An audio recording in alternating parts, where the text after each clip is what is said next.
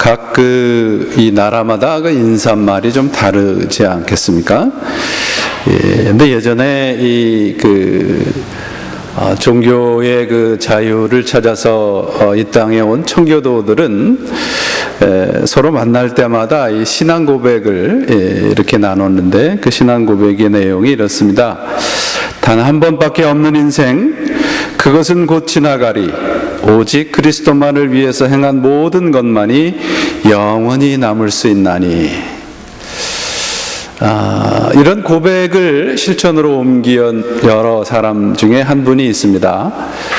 1884년에 우리나라의 첫 번 선교사로 우리나라에 간 그 아펜젤라 선교사님입니다. 이분은 한국에서 약 15년 동안 선교를 했습니다. 그런 이제 15년째 되던 해에 배를 타고 목포를 내려가다가 군산 앞바다에서 타고 가던 배가 그 상선과 충돌을 하게 돼서 이제 이 배가 침몰을 하게 되었습니다. 그런데 그 자기와 함께 타고 있었던 그 배 안에 여학생이 하나 있었는데, 그 여학생을 구하고자 바다에 뛰어들고, 자신은 물속에서 숨을 쉴 수 없을 만큼 물속에 잠겨 있으면서 그 여학생은 손으로 들어서 그 여학생만 결국은 살리고 아펜젤라 선교사는 그 순교를 하게 됩니다. 이분의 그 묘지가 한국의 그 양화진이라고 하는 선교사 묘역에 있습니다. 이 묘역에 가면 묘비가 이렇게 쓰여져 있습니다. 이 땅 속에는 영원히 살아있는 팔이 있도다. 영원하다는 것, 영원한 삶이라는 것은 오래 죽지 않고 사는 삶이 아닙니다. 예수님 안에 사는 삶이죠. 세월의 길이에 상관이 없이 예수 그리스도의 뜻대로 사는 사람이 바로 영원한 삶을 사는 사람입니다. 우리 그리스도인들은 바로 오늘 이 영혼을 살아내는 사람들이어야 합니다. 오늘이 바로 영원과 맞닿아 있는 다시 오지 않을 기회이기 때문입니다. 오늘은 우리 인생에 다시 오지 않을 오퍼튜니티, 기회입니다. 무엇을 위한 기회인가? 하나님을 알고 영원한 생명에 이룰 수 있는 기회입니다. 우리의 인생은 영원한 생명을 얻을 수 있는 단 한 번의 유일한 기회입니다. 그러므로 오늘 영혼에 속해 있는 것들을 오늘이라는 시간 속에 우리는 건져 올려야 합니다. 이것이 구원받은 인생입니다. 안타깝게도 오늘날 인기 있는 복음은 대부분 self-improvement라고 하는 거예요. 구원의 복음이 아니라 우리의 삶을 조금 향상시키고 조금 치장해서 고상하고 좋은 그런 삶을 살게 만들어주는 것이 복음이라고 생각을 하는 겁니다. 그렇지 않습니다, 여러분. 복음은 생명, 곧 영원한 죽음과 영원한 생명의 문제를 다루는 것입니다.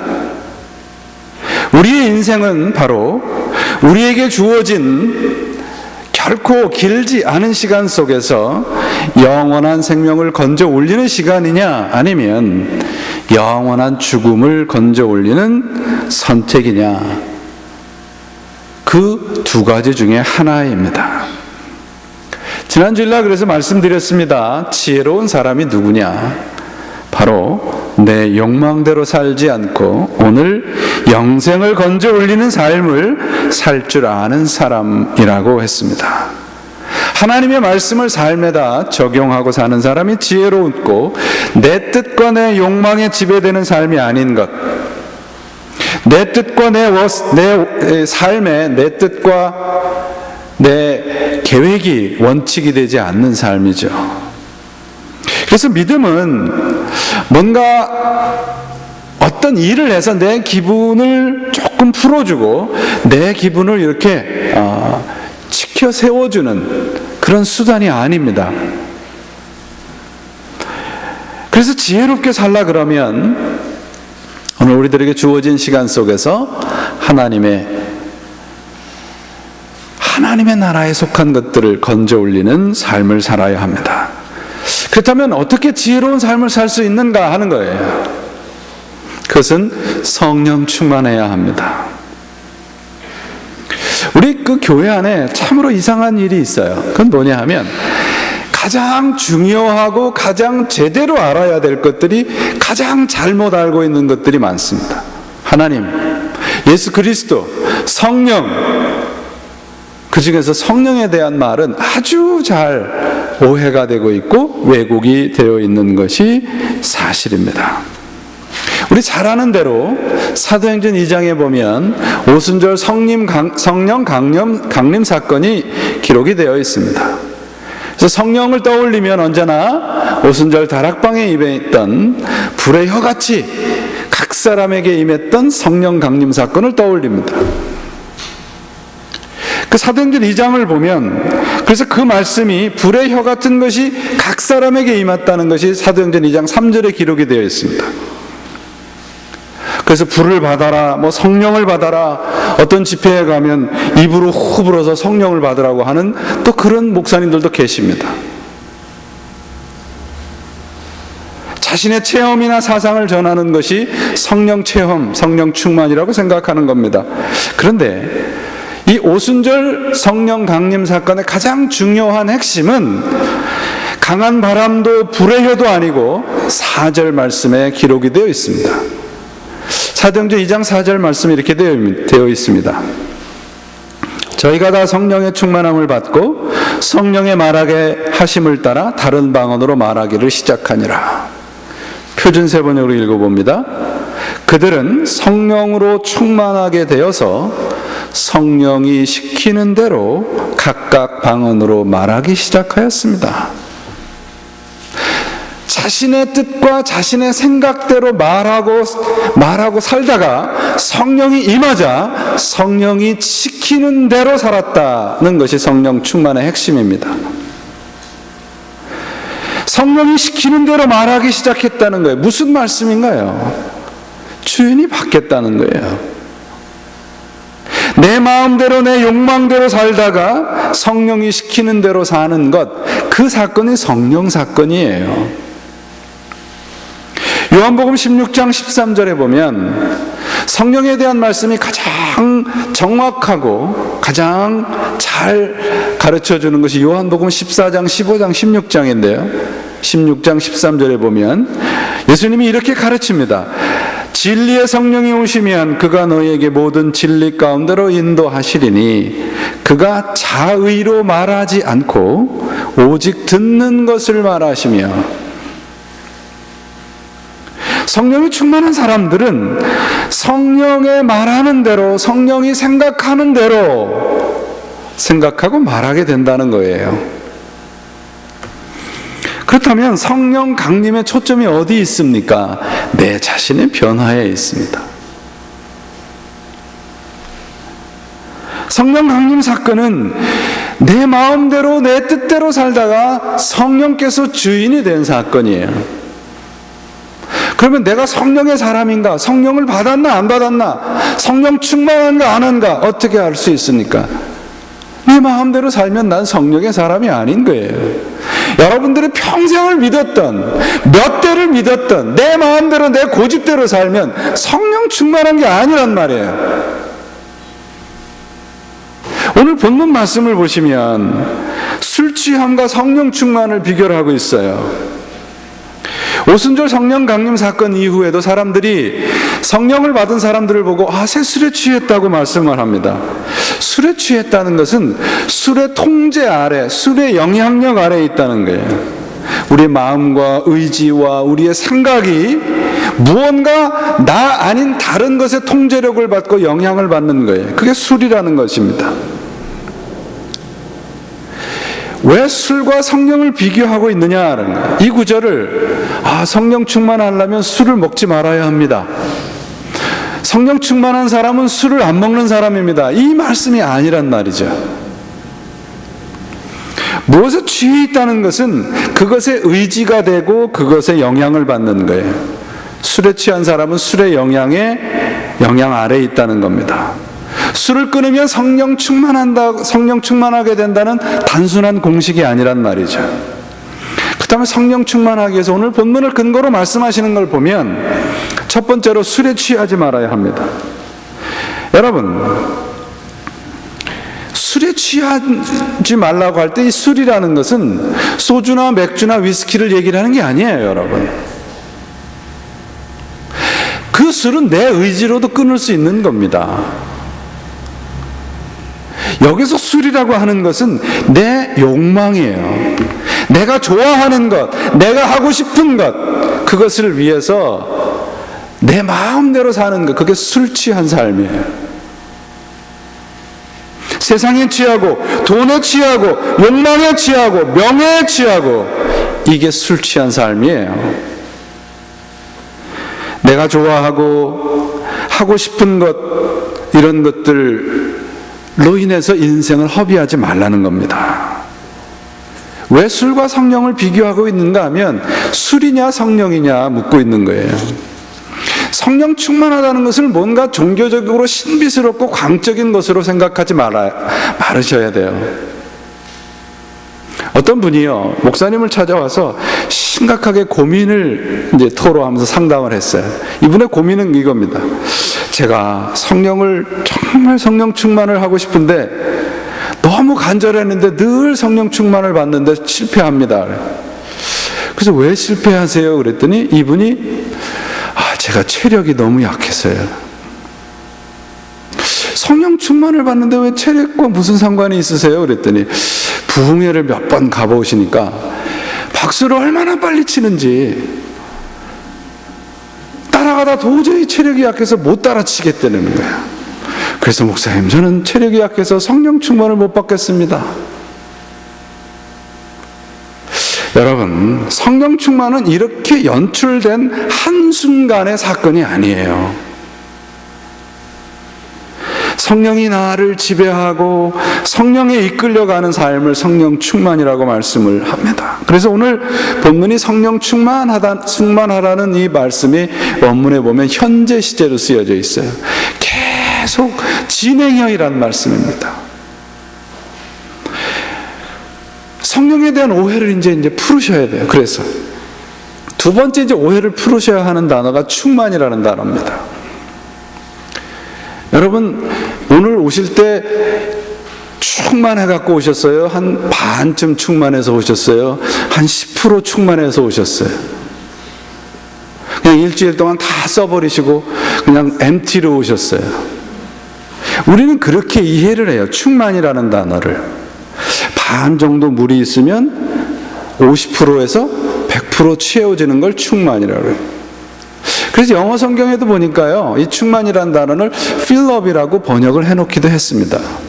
그런데 에베소서의 충만이라는 단어는 조금 더 깊습니다. 모자란 것을 채우는 거예요. 평상시에는 그저 다 MT로 있다가 무슨 특별한 집회에 가서 채워지는 게 충만이라는 단어의 뜻이 아닙니다. 술을 많이 먹으면 그 다음 말이 뭔지 아세요? 처음에는 내가 술을 먹다가 그 다음에 뭐가 술을 먹어요? 술이 술을 먹는데요. 그럼 술의 지배를 받는다는 거예요. 성령 충만도 그렇게 이해를 하시면 됩니다. 성경을 조심스럽게 읽어보시면 성령 충만이라는 단어는 두 가지 뜻이 있습니다. 하나는 지배한다는 거예요. dominate 한다는 뜻입니다. 성령이 나를 모든 영향력을 행사하는 거예요. dominate 하는 거예요. 그 다음 두 번째가 충만한 상태는 determine이에요. 성령님께서 나를 지배하시고 성령께서 나에게 원하시는 대로 나의 삶을 결정지어 주시는 거예요. 그래서 충만이라는 단어를 생각하실 때 여러분, 하나님, 이 성령이 나를 지배하고 계시는가 아니면 세상이 나를 지배하고 있는가를 생각하셔야 돼요. 뭔가 신비스러운 경험을 생각하지 마시고요. 내가 성령 충만한 사람인가? 그 물음은 뭐냐면 내가 성령에 지배되어 살고 있느냐, 성령이 나를 다미네이트하고 있느냐, 그걸 묻는 겁니다. 내가 나의 뜻과 내 충동에 의해서 행동을 하고 살아가면 나는 성령 충만한 사람이 아니에요. 많은 교우님들이 내 마음대로 살다가 성령님을 불러서 내 마음대로 조종을 하려고 해요. 그게 성령 충만하다고 생각해요. 여러분, 그건 성경과 거리가 있습니다.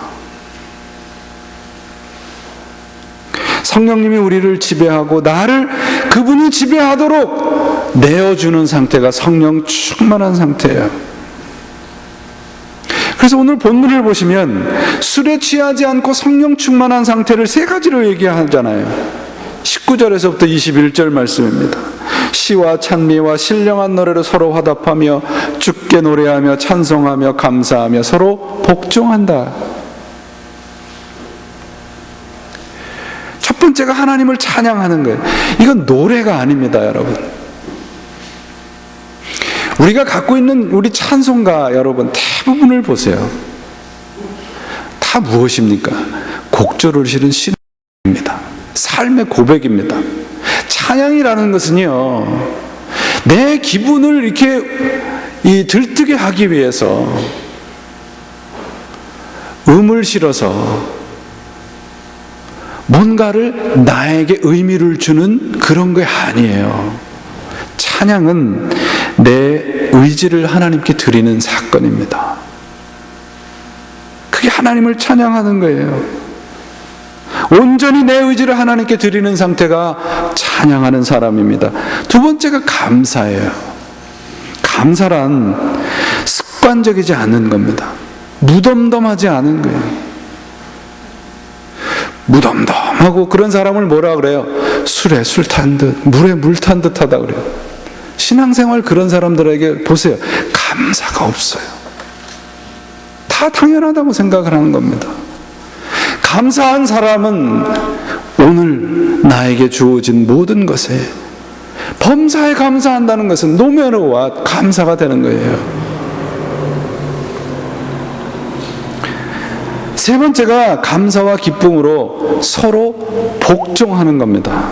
사랑하는 거예요. 성령 충만한 상태가 이처럼 찬양과 감사와 복종으로 설명이 되고 있는 것을 놓치지 마세요. 성령 충만을 받아라 하면 아멘 할렐루야로 되는 게 아닙니다, 여러분. 무슨 종교적인 일을 해서 내가 의미 있는 일을 한다고 해서 내가 성령 충만하는 것이 아니에요. 내 영과 혼과 육을 하나님께 다 드려야 되는 사건입니다. 그래서 성령 충만을 열광과 희열에 잡혀주는 것이 아니라 삶의 작은 부분에서까지 성령님의 말씀에 민감한 상태로 살아가는 겁니다. 그럼 오늘 본문을 보세요. 어디까지 나아가고 있습니까? 부부가 서로 복종하는다. 주인과 종이 서로 복종하는 관계, 부모와 자식 간이 서로 복종하는 관계, 이 우리의 삶의 아주 작은 부분에서까지 성령님이 영향을 미치는 상태까지 가라고 말씀을 하고 있잖아요. 구체적인 겁니다. 하나님의 일과 종교적인 일을 여러분들 동일시하지 마세요. 전도하고 선교하고 봉사하고 기도하고 헌금하고 이러한 것들만 하나님의 일이 아니에요. 여러분이 무엇을 하시든 그 일을 하나님께 하듯 하는 것이면 그 일은 하나님의 일입니다. 그래서 우리 신자들에겐 작은 일이란 없어요. 내가 하는 것 정말 다른 사람 보기에 하찮은 일 같죠. 그러나 그것을 하나님의 마음을 가지고 할 때 그건 하나님의 일입니다. 제가 지금 목사로서 설교를 하고 있지만 제 마음속에 하나님에 대한 순종의 마음이 없으면 저는 하나님이라는 게 아니에요. 저는 제 직업을 하는 것뿐이죠. 신앙생활에 하루에 몇 시간 기도하고 성경 보는 것만이 아닙니다. 우리가 기도하는 도중에, 성경 보는 도중에, 묵상하는 도중에 깨달은 말씀을 가지고, 은혜 받은 말씀을 가지고 내가 어떻게 살아야 되는가 전전긍긍하는 이 싸움을 하는 것이 신앙생활이에요, 여러분. 성령 충만을 받았습니다. 찬양하고 감사하고 서로 복종하는 것, 교회 안에서 하라는 얘기가 아니잖아요. 여러분의 삶의 자리에서 하라는 겁니다. 그래서 22절 이후에서부터 6장까지 부모, 자식, 종과 주인까지 구체적인 삶의 자리를 언급을 하고 있는 겁니다. 신앙생활 뜬구름 잡듯이 추상적인 것이 아닙니다. 성령 충만한 사람이 되었다고 하는데 같은 교회를 다니고 같은 하나님을 믿고 같은 주님을 고백하는데 왜 한 교회에서 분란이 일어나고 왜 가정에서 분란이 일어나요? 성령이 내 삶의 주인이 아니기 때문에 그래요.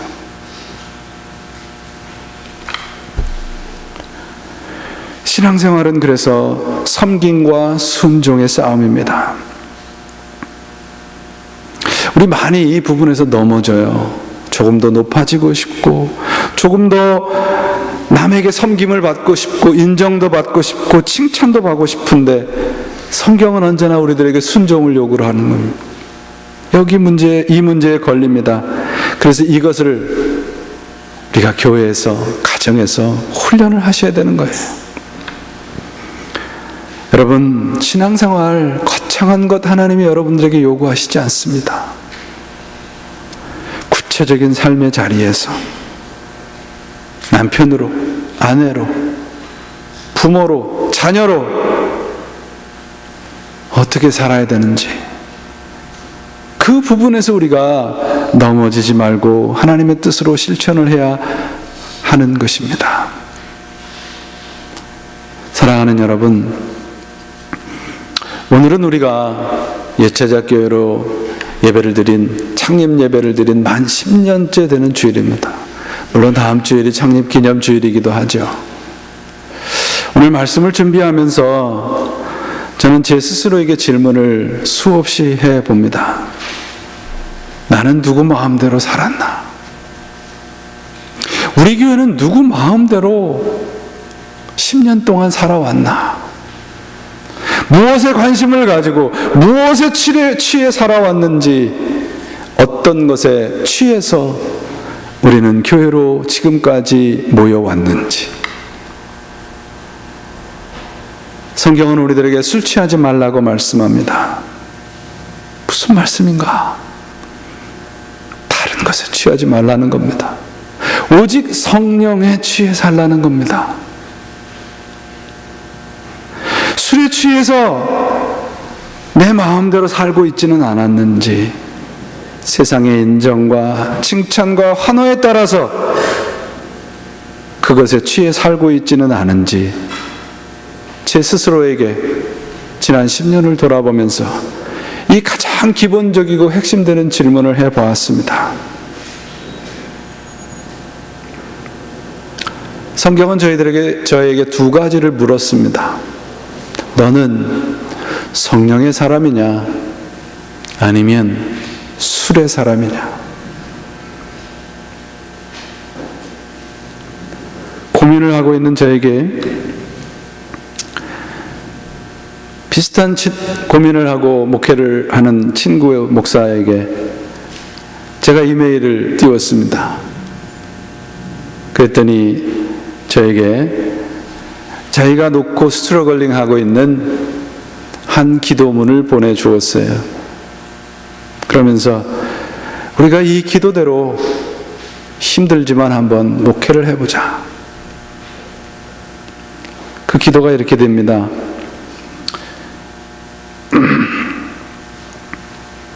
설교만 잘하면 되는 줄 알았습니다. 그러나 삶이 없는 설교는 성도들의 귀만 키우는 줄을 예전엔 미처 몰랐습니다. 기도만 잘하면 되는 줄 알았습니다. 그러나 회개 없는 기도는 교만한 바리새인을 만들어내는 줄을 예전엔 미처 몰랐습니다. 신방만 잘하면 되는 줄 알았습니다. 그러나 하나님 아버지의 마음이 없는 신방은 성도들의 가려운 곳만 긁어주는 줄을 예전엔 미처 몰랐습니다. 장소만 좋으면 부흥하는 줄 알았습니다. 그러나 한 영혼을 찾아가는 사랑이 없는 부흥은 나는 너를 도무지 모른다 하시는 주님의 엄중한 심판이 온다는 것을 예전엔 미처 몰랐습니다.